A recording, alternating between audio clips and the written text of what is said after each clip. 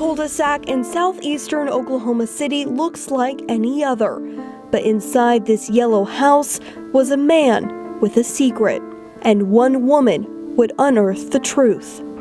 This is my lover, and that's my wife.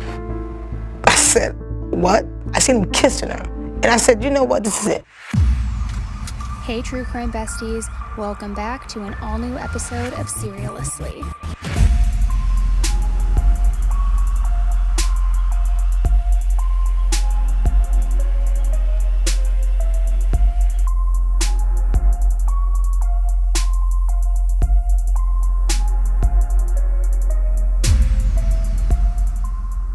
Hey everybody, welcome back to an all-new episode of SERIALously with me, Annie Elise, here to break down another case that is going on right now in the true crime world. And this is one that honestly makes zero sense to me. I mean, it makes sense because it's unfortunately a similar case to ones we have talked about before, but what doesn't make sense to me is how parents and how humans can act this way. And you know what? I'm actually wearing my piece of merch that says make it make sense, and it's pretty fitting for today's episode. So here's what I want to kind of do before we jump into the episode. I want to just say, I feel like usually we talk about cases where we know a little bit more about the people involved. But today's case, guys, it's not like that at all. Now, due to the sensitive nature of this story and to protect the victim's identity, the person charged in this case has never publicly been named.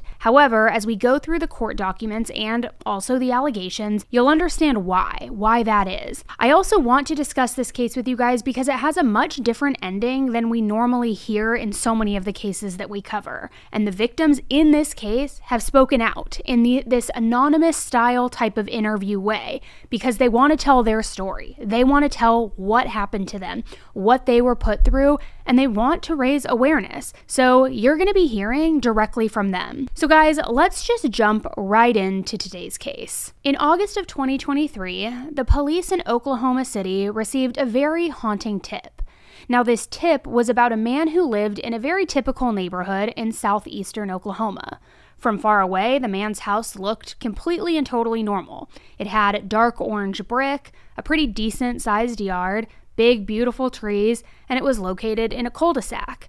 Now, I do want to mention that there was a toilet in the front lawn, so it wasn't exactly a cookie-cutter, white picket fenced type of home, but you get what I'm saying. But despite the toilet, this tip had nothing to do with the lawn or that toilet or the house. It was about what was going on inside that house that was the issue. See, the tip that the officers received was about a man that had introduced a female as his stepdaughter. But then later, this man was seen hugging and kissing this female. Again, his, quote, stepdaughter. Now, additionally, this tip that came in indicated that the man had numerous children, but none of the children could apparently read, write, or speak at an adult level. Police were also told that there were younger children living at the house as well, and these younger children were actually this man and this stepdaughter's children. And as if this couldn't get any weirder, any more creepy, any more complex, that stepdaughter/mother figure was apparently a child herself.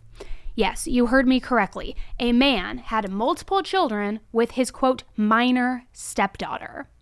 So the police had this tip, which was obviously jolting. I mean, they were pretty freaked out by this, and they knew that they needed to follow up on it.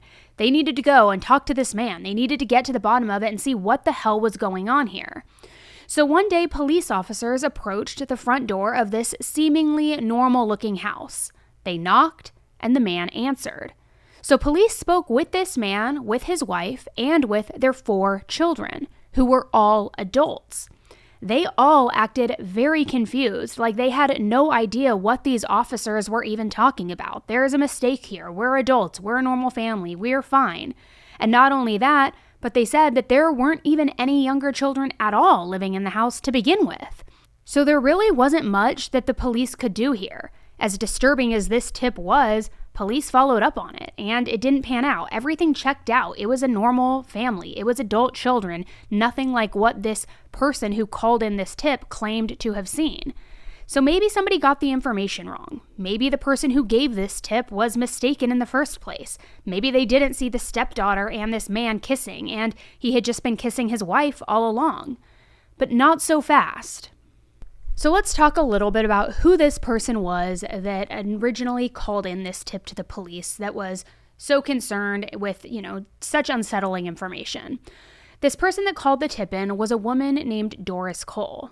And after the police went to this house and looked into everything and found that everything was normal, everything seemed fine, they told Doris, they're like, no, we followed up on this. Everything was fine. We talked to the family. Nothing was out of the ordinary. There wasn't much we could do, so it's not panning out. End of story.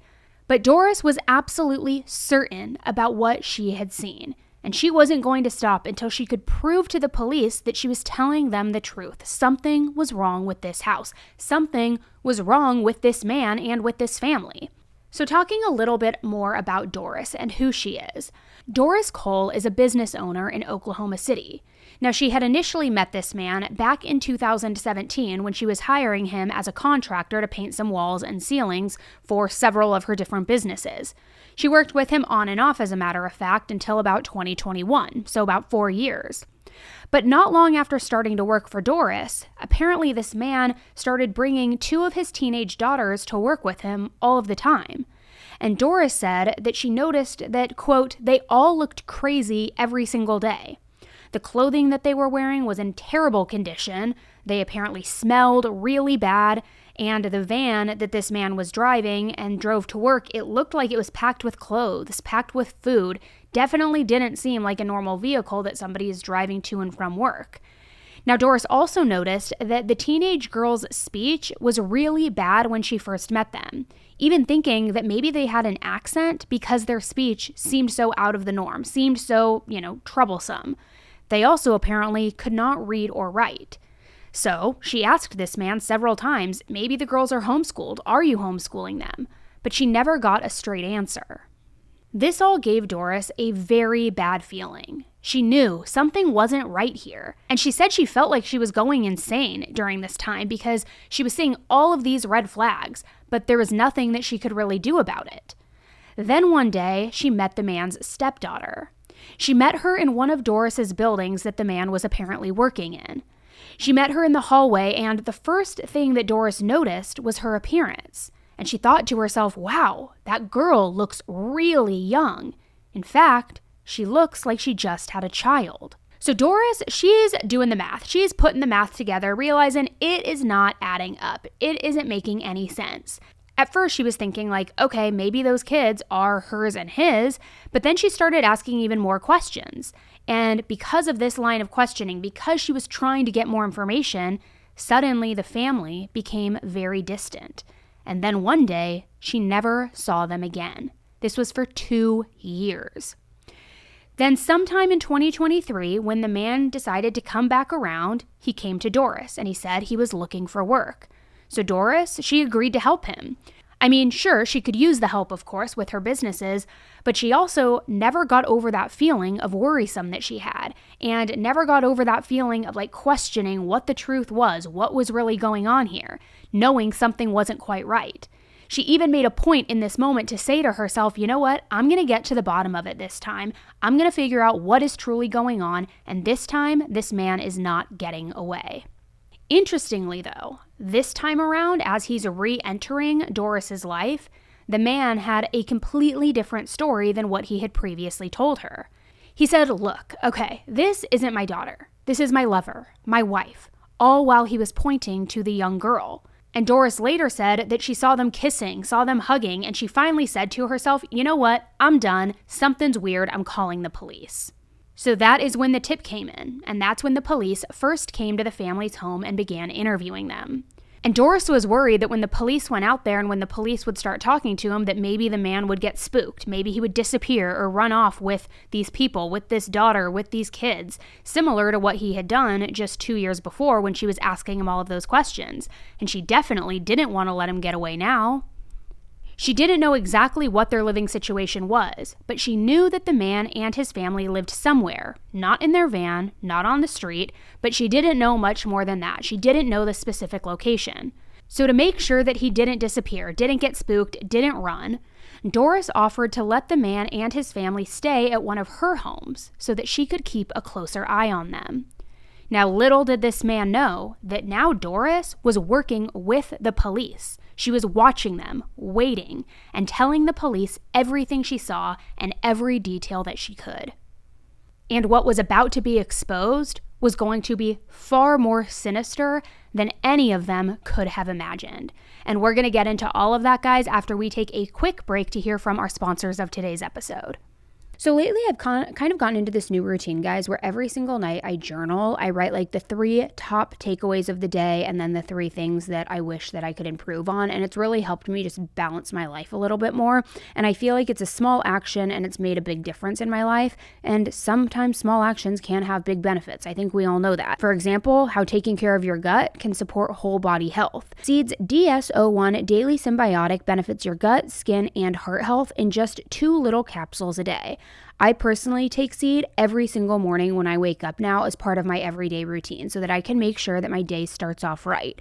Your gut is a central hub for various pathways through the body, and a healthy gut means benefits for digestion, skin health, heart health, your immune system, and so much more. So I've also noticed a huge difference in my skin, in just like my overall feel, my digestion, everything. It has like made such a difference for me. And with new clinical trials and breakthrough research published in top scientific journals, Seed's probiotic research, development, and innovation programs make DS-01 a product that you know you can trust. So their rigorous scientific testing reassures me of what I'm putting into my body. Trust your gut with Seed's DS-01 Daily Symbiotic. Go to seed.com/AE and use code 25AE to get 25% off your first month. That's 25% off your first month of Seed's DS-01 Daily Symbiotic at seed.com/AE, code 25AE. All right, guys, I want you just to imagine for a second, close your eyes and imagine upgrading your closet, upgrading your wardrobe, all with luxury essentials at unbeatable prices. Sounds great, right? Well, I'm telling you, Quince is here to transform the way you shop with a huge range of high quality items that are priced within reach. They have 100% Mongolian cashmere sweaters for $50, organic cotton sweaters, washable silk tops, and get this, they also have timeless 14 karat gold jewelry. Now, the best part is all of Quince's items are priced 50 to 80% less than similar brands.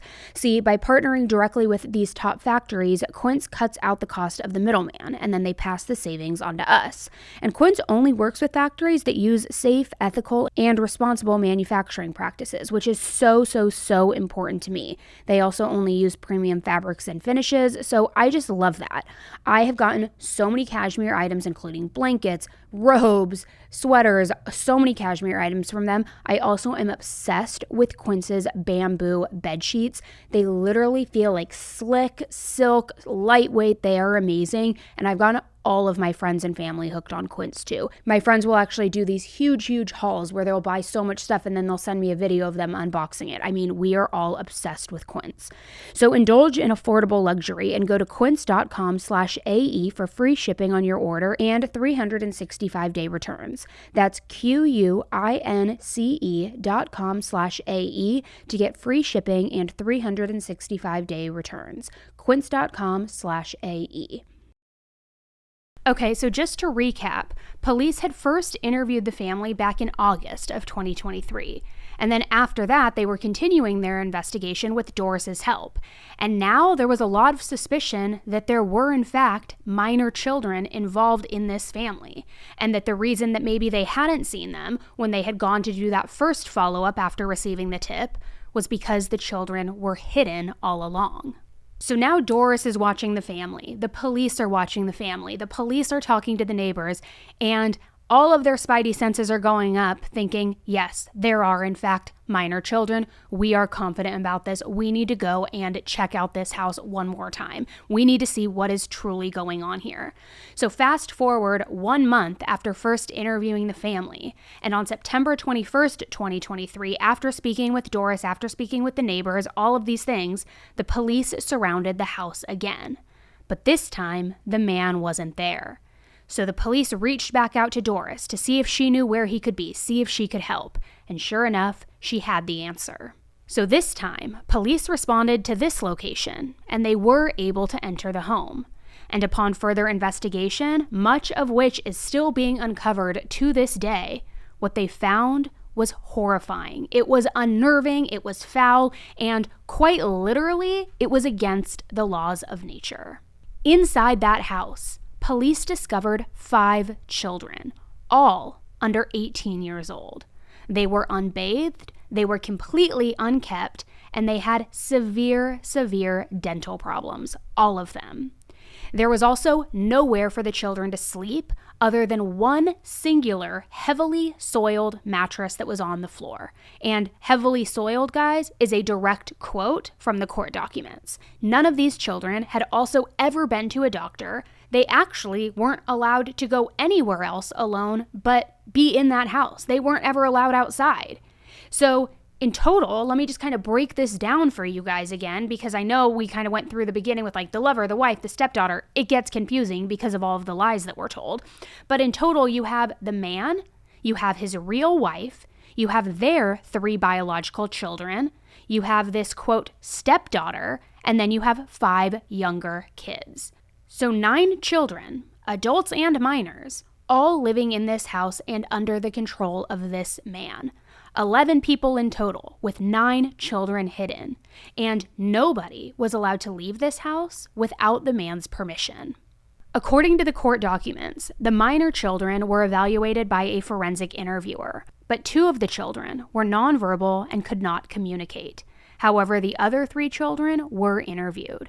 Now, guys, the horrifying details that came out of this interview, it's heartbreaking, but it's also kind of one of those moments where you're like, thank God these children were interviewed by a professional and they were able to get this information, because had this information not come out, this story, this case, may have a very different ending. So in an interview with one of the children, she had said that the man had touched her chest, quote, because he's a doctor. She also said that he touched her, quote, privacy, which was then described as her vaginal area. She also said that he touched the other children in this same way whenever he would, quote, check on them, almost as like this way of playing doctor, fake doctor with your kids, with these minors, touching them pervertedly. It is so sick. The man's wife was also interviewed, but she was interviewed by detectives, and she admitted that the stepdaughter, and I say stepdaughter loosely in quotes, was she and her husband's biological daughter. She also admitted that her, quote, stepdaughter was the biological mother to the 5 minor children, and the man, her husband, was the children's biological father, meaning that this freaking creep had sex with his own daughter, fathered 5 children with her, and then abused those children as well. His kids / grandkids / it makes your mind reel. It is so disgusting. And as if that couldn't even get any worse, his daughter had her first child that was fathered by him, her own dad, when she was just 12 years old. This guy is a predator and in every single definition of the word. He is so beyond sick and just, it makes me want to vomit. Now, the court documents show that when the man was interviewed by detectives, he admitted that the children were he and his stepdaughters. He also told investigators that the children had never been to the doctor, they were all home birthed, and they never had a medical professional there. They also never went to school, they never were homeschooled in any sort of way, nothing. Just born into seclusion, and never given any sort of resources, any sort of health care, nothing. They were just used as accessories for his sick perversions. It is so beyond disgusting. So of course the man and his wife were arrested, right? Now initially the man was charged with 2 counts of sexual assault and 5 counts of child neglect, but his charges were later upgraded to include which, and again, thank God these children spoke up. His wife is also facing several charges of enabling a child, child neglect, and child. Evan, Jess, right now we can tell you that suspect and his wife are both locked up tonight here at the Oklahoma County Jail. The father accused of multiple counts of child abuse and sex charges. The wife is accused of allowing this to go on for years. Inside this Southeast OKC home, court documents detail just some of the abuse a man inflicted on his children. Detectives say they found 5 children, all under the age of 18, all of them with, quote, poor hygiene, foul odor, and lack of dental care. According to court documents, 2 of the children were nonverbal and could not communicate. Other children told police that they were touched inappropriately. Court documents say a business owner who the suspect worked for contacted police back in August after she grew concerned the suspect would clean her business. She told police that he brought a woman who he identified as his stepdaughter to help, but the owner witnessed them, quote, hugging and kissing, so she called police. According to court documents, that tip led to the discovery at the home. The suspect admitted to investigators that the young children are all his and his stepdaughters. She would have just been 12 years old when she first gave birth. He also said, quote, the children had never been to the doctor and were all home birthed without a medical professional present. After the news of the parents' arrests, neighbors and family, they all came out and were speaking out, and they were horrified and disgusted. We always thought something was going on in there. We spoke with a neighbor reacting to the discovery. It hurts me because I got to see the young ones. They never left the house only with him. Evan and Jess, I've been going through these court documents all day long and really looking into the couple's past, including other states that they've lived in. Now, the more we've dug into this and into their past, the more intense those details get, and the web they've created is disturbing. Court documents say a couple who lived in this home in Oklahoma City lived there with multiple adult children and 5 minor children. Court documents claimed the parents of the minor children were the homeowner and not his wife, but his stepdaughter. Now OKC police told KOCO this afternoon that woman may not be a stepdaughter, but could be the man's biological daughter, and they're waiting on DNA tests. If those tests show the man and young woman are in fact father and daughter, the man can be charged with. Neighbors say they had suspicions about the relationships and what was going on in the home. We never got to see anything until that day that I saw that dad kissing the oldest daughter. I went inside and I told my daughter, I saw that dad kissing the daughter. So I told you, Mom. I've been telling you, Mom. Right now, the dad sits behind bars and faces 2 charges and 5 counts of child neglect. Those 2 charges of abuse, according to officials, are because the mother of the children gave birth to her first child at just 12 years old and the second at 13. Sky 5 flew over the house today, where you can see toys in the backyard. Neighbors say the father was strict and the kids needed his permission to ever come outside. The kids didn't go to school or anything like that, so they would come out and play sometimes late, like 10, 11. Sometimes. Documents also say the children had, quote, poor hygiene, foul odor, and lack of dental care. They will smelly all the time, like really bad. The man's wife is also behind bars, facing multiple charges for enabling that neglect. Now, this is a really complex case with a lot of people involved. KOCO will not be naming those suspects or any of the adults involved in this case in order to protect the victims and, of course, those minor children. Now, we did reach out to DHS today for a statement, and they did not have one, but these documents do say that all 5 of those minor children have been taken into DHS custody. Now, this nightmare, it was only just beginning, and it wasn't anywhere near being over yet, because the children were about to speak. And we're going to get to that in just a quick minute after we hear from the final sponsor of today's episode. I have a question for you. Do you ever have trouble sleeping? Or do you wake up in the middle of the night randomly, but then you can't fall back asleep because your mind is racing, it's going a million miles a minute, and you just kind of have this gross morning the next day where you're groggy and you're tired and you didn't get good sleep? That used to happen to me all the time.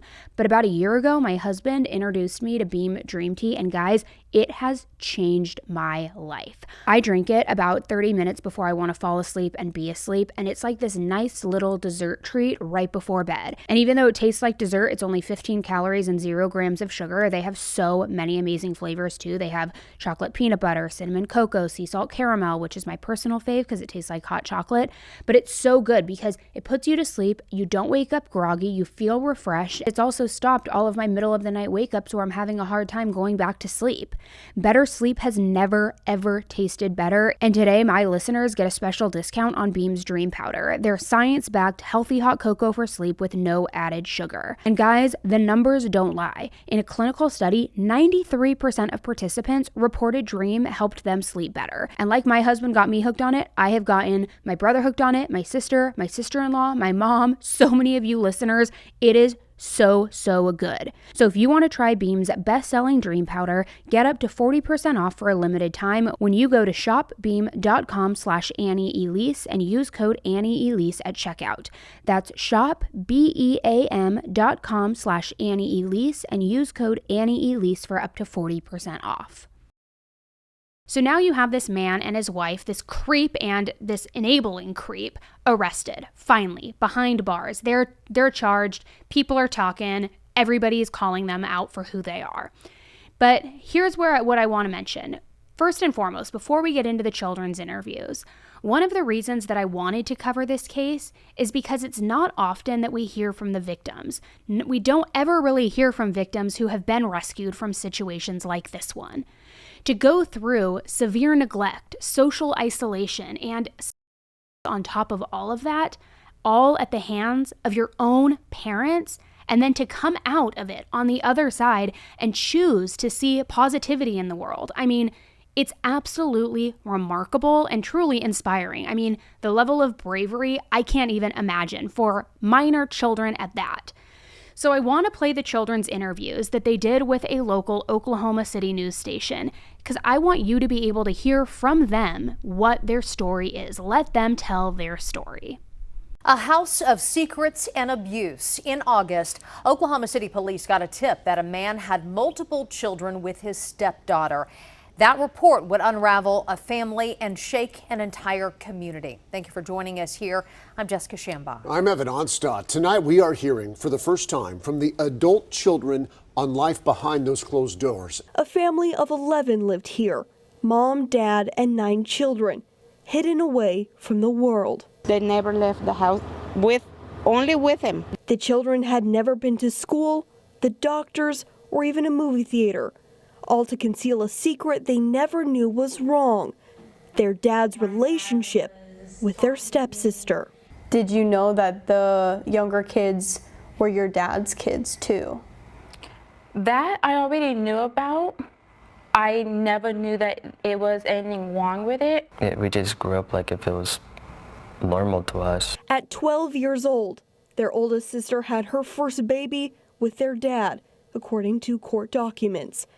She gave birth to 4 more inside this home. KOCO sat down with 3 of the siblings who wanted to share their story. So when she had her first baby, you were just little. Yeah, I think I was 7 or 8. Did you ever question why you guys weren't allowed to leave the house more? Not too much, because Dad always said that he didn't want us to get hurt, or because he protecting us because of the people that are outside. He tried to homeschool us, and then it went from trying to not doing. What was the feeling inside of your house? I was hurt because my dad took forever to come. The adult kids were left alone with their secret siblings, waiting for their dad to face up to the crime. Both see her also as a victim. Do you see that too? Now, yes. You don't think she should be arrested? No. No, I never thought that Dad would touch us or say anything sexual to us, so I never worried about it. I can't hate them because hate is a strong word. I could only forgive them. I could only forgive my dad. And I could leave the rest of it into God's hands. Today, the adult kids still live in Doris's home and work for her. They're now enrolled in school.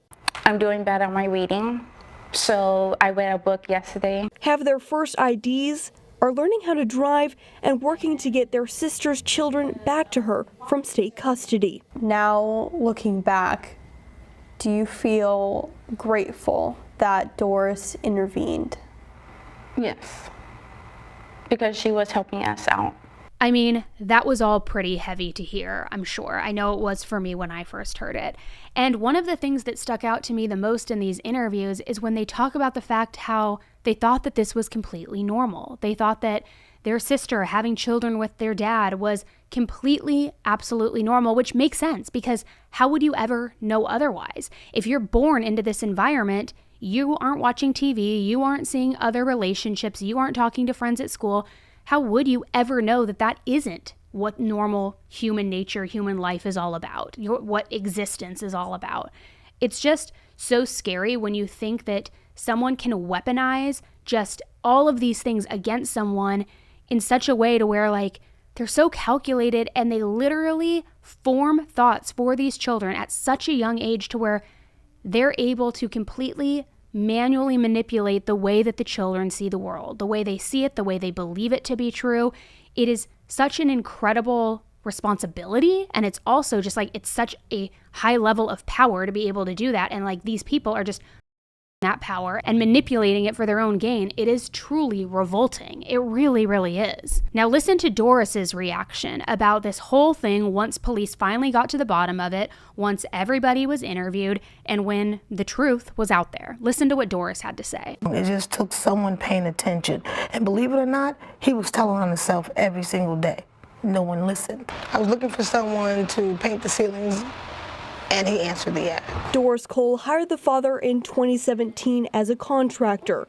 She was opening several businesses at 10th and May. They looked really crazy every day. The clothes, from the clothes that they wore, from the smell. He started taking two of his teenage daughters to work, and Doris picked up on something she couldn't let go. They couldn't read, they couldn't write, and the speech was really bad. When I first met her, I thought she had an accent. She would question the family's homeschooling, the father's persistent phone alerts, and the van packed full of food and clothing. But there was nothing overtly wrong. Every day it was driving me insane because there's nothing I could do about it. It was nothing I had to tell the cops. Until she met the stepdaughter. The first time I met her was in the hallway, and I said, man, that girl looked like she just had a child. She was young.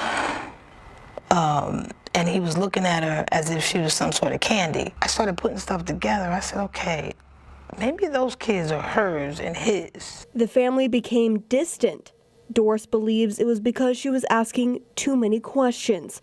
But they came back 2 years later looking for work. Now this time I said, okay, I'm not letting this guy get away until I figure out what's going on. And this time, the father told her the truth. He said, well, this is not my daughter. Just one of the kids. This is my lover, and that's my wife. I said, what? I seen him kissing her. And I said, you know what, this is it. I called the police. Detectives began interviewing the family. Worried he would take them and run, Doris let them stay in one of her homes as she worked with police without the family knowing. And on September 21st, police surrounded the home, but Dad wasn't there. They'd asked me if I knew where he was, and I said, well, he's at his other house. He said he was coming back. And so I called him, and I said, hey, you know, the police are at the house. He's like, did they see the kids? I'm amazed. At the same time, amazed and shocked that I'm looking at this entire family I've never seen before. I've seen bits and pieces. And the condition that the little ones were in.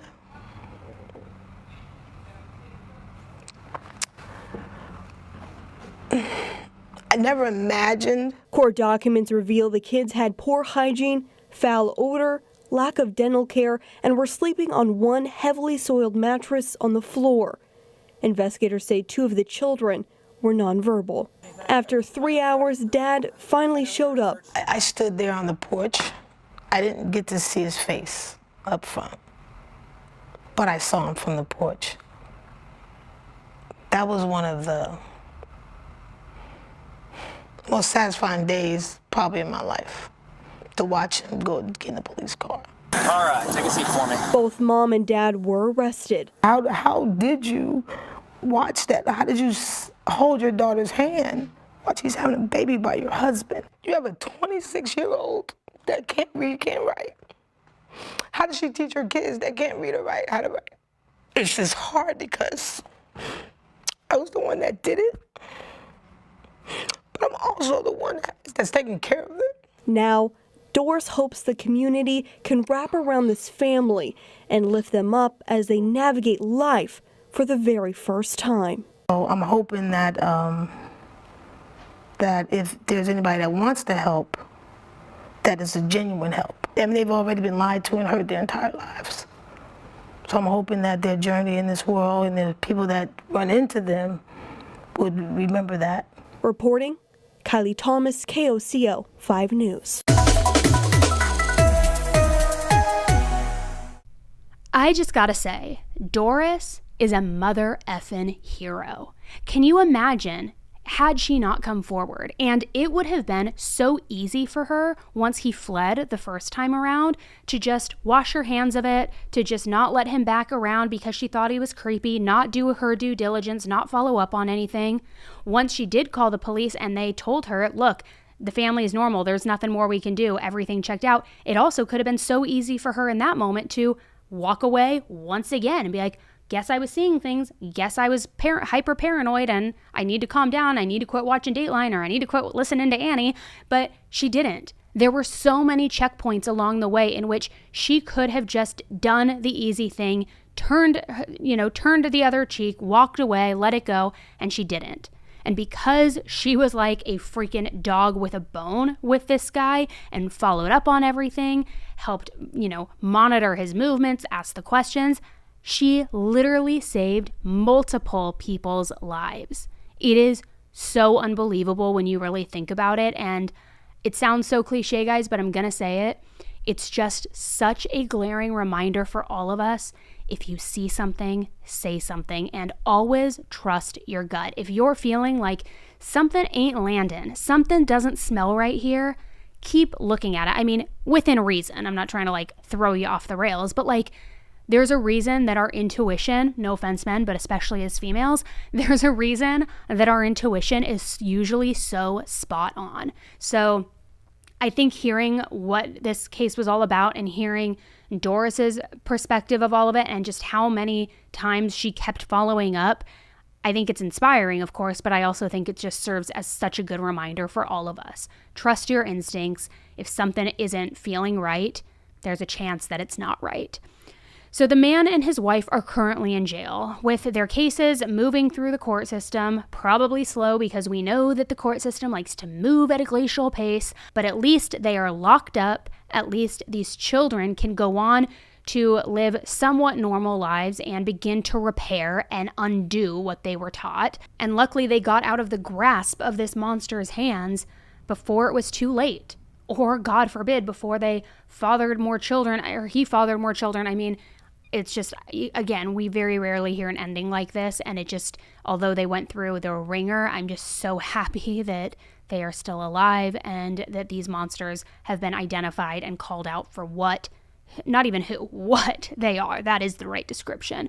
So I will definitely keep you updated as I'm sure more information will come out, but I definitely wanted to jump on here and share this case with you. All right, guys, and don't forget to snag all of those amazing deals. I have all of the links, all of the codes for you in the show notes below. Get them while they're hot, get them before they're gone. As a reminder, I'm back on the mic every Thursday. Aside from just these big Deep Dive Monday episodes, every Thursday I do a full recap of other cases happening that week in the true crime world, case updates, breaking new cases, mini deep dives on cases. So Mondays and Thursdays, those are your days to hear brand new content from me. And if you feel like you need an extra little true crime fix because you've exhausted all your options and you need more, you can also get ad-free bonus episodes every single Friday. And you can get those by signing up over on my Patreon, which I will leave the link in the show notes below, or you can do it directly through Apple Podcast. All right, guys, thanks again for tuning in to another episode of Serialously with me today. And until the next time, be nice and don't kill people. All right, guys, bye.